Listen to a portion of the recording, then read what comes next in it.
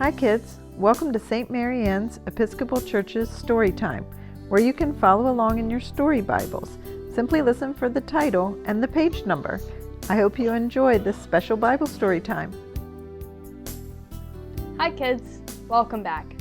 Today's story is Daniel and the Scary Sleepover on page 152. Things were not looking good for God's people.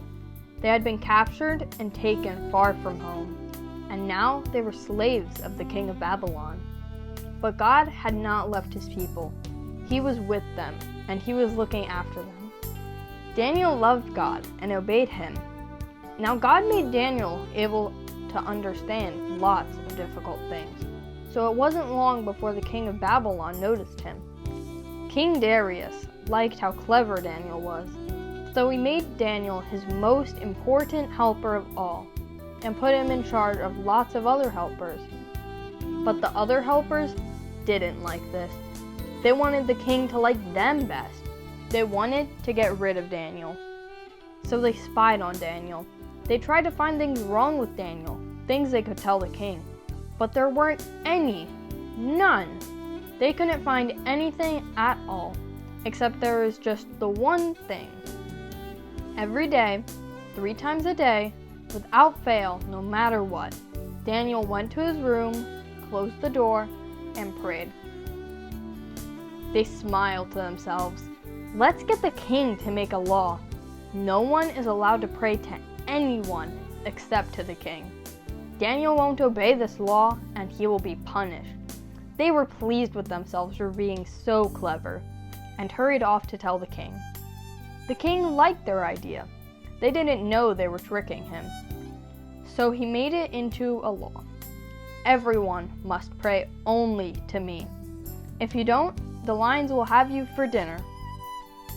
Daniel heard this. He knew it was wrong to pray to anyone except God. He had to do what God said, whatever it cost him, even if it meant he would die. So Daniel went to his room, closed the door, and prayed.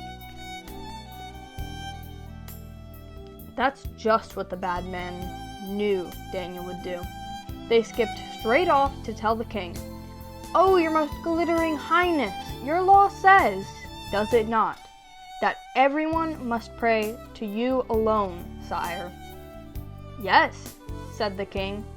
"Oh, magisterial brightness, then, correct us if we're wrong, but it would seem that Daniel is praying to God, not to you." The king was sad. He had been tricked. He didn't want to hurt Daniel, but he couldn't change his law. And so he let the soldiers throw Daniel to the lions. "May your God, who you love so much, rescue you," the king said. The king went back to his palace, but he didn't sleep that night. Not a wink. He tossed and turned until finally, at the first glimmer of dawn, he leapt out of bed and ran straight to the den. "Daniel," he cried, "has your God rescued you?" "Yes," Daniel shouted. God sent an angel to close the lion's mouth. And there, resting his head on Daniel's lap, was the biggest lion, purring like a little kitten. The king brought David out of the den. "Look," he said, "Daniel doesn't even have a scratch." The king made a new law. Daniel's God is the true God, the God who rescues. Pray to him instead. God would keep on rescuing his people, and the time was coming when God would send another brave hero like Daniel, who would love God and do what God said, whatever it cost him, even if it meant he would die. And together they would pull off the world's greatest rescue. Thank you for coming to today's story. I'll see you next time.